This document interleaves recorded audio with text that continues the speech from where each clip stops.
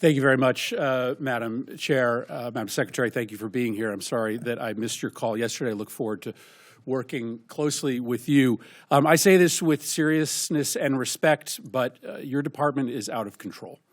You are spending like you don't have a budget.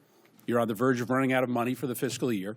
You are illegally refusing to spend funds that have been authorized by this Congress and appropriated by this committee. You are ignoring the immigration laws of this nation, implementing a brand new immigration system that you have invented that has little relation to the statutes that you are required, that you are commanded to follow, as spelled out in your oath of office. You are routinely violating the rights of immigrants who may not be citizens, but whether you like it or not, they have constitutional and statutory rights when they reside in the United States. Your agency acts as if laws don't matter, as if the election gave you some mandate to violate the Constitution and the laws passed by this Congress. It did not give you that mandate. You act as if your disagreement with the law, or even the public's disagreement with the law, is relevant and gives you the ability to create your own law. It does not give you that ability. Let's start with your spending. You are on track to trigger the Anti-Deficiency Act. That means you are going to spend more money than you have been allocated by Congress. This is a rare occurrence, and it is wildly illegal. Your agency will be broke by July, over 2 months before the end of the fiscal year. You may not think that Congress has provided enough money to ICE, but the Constitution and the federal law does not allow you to spend more money than you have been given or to invent money. And this obsession with spending at the border, as the chairwoman mentioned, has left the country unprotected elsewhere. The security threats to the United States are higher, not lower, than when before Trump came to office. To fund the border, you have illegally gutted spending for cybersecurity. As we speak, Russian and Chinese hackers are having a field day attacking our nation. You've withdrawn funds for disaster prevention. Storms are going to kill more people in this country because of your illegal withholding of these funds. Your myopia about the border, fueled by President Trump's prejudice against people who speak a different language, has shattered many of this country's most important defenses. Now let's talk about the impoundments. When Congress appropriates funds for a specific purpose, the administration has no discretion as to whether to spend or not spend that money unless you go through a very specific process with this committee. Let me give you two of many instances of this illegal impoundment. The first is the Shelter and Services Program. Senator Britt may want to zero that account out, but that account is funded, and it was funded in a bipartisan way. You don't like the program. Your policy is to treat migrants badly. I think that's abhorrent, but it doesn't matter that you don't like the program. You cannot cancel spending in this program, and you cannot use the funds as you have to fund other things, like ICE. You have also canceled citizenship and integration grants, which help lawful permanent residents become citizens, helping them take the citizenship test. I know your goal is to try to make life as hard as possible for immigrants, but that goal is not broadly shared by the American public. That's why Congress, in a bipartisan way, for decades, has funded this program to help immigrants in this country become citizens. Now let's talk about why encounters at the southern border are down so much. This is clearly going to be your primary talking point today. You will tell us that it represents a success.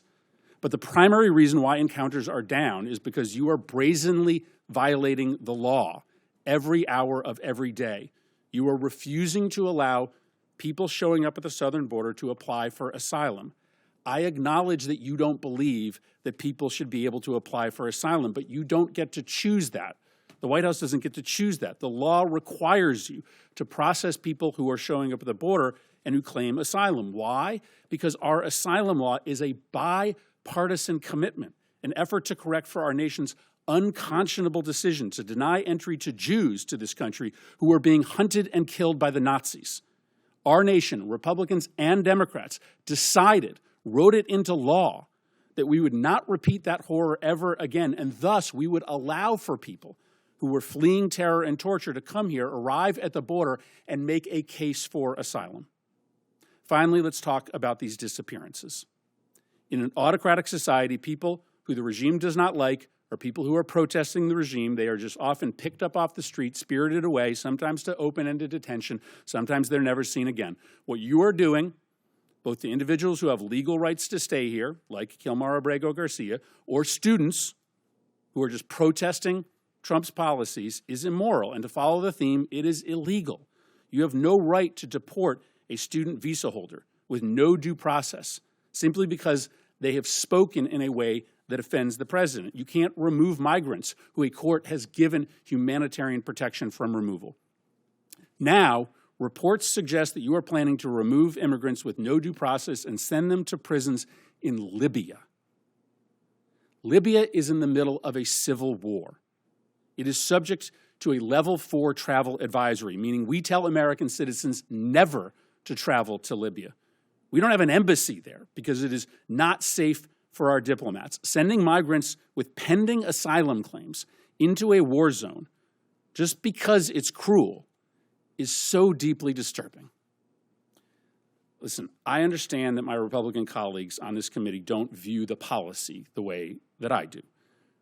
My Republican colleagues don't share my level of concern for the way that this administration treats immigrants. That's fine.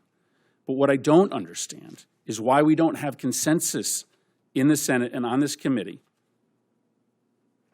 on the decision by this administration to impound the spending that we have decided together to allocate in defense of this nation. We as an Appropriations Committee, we work interminable hours to write and pass a budget.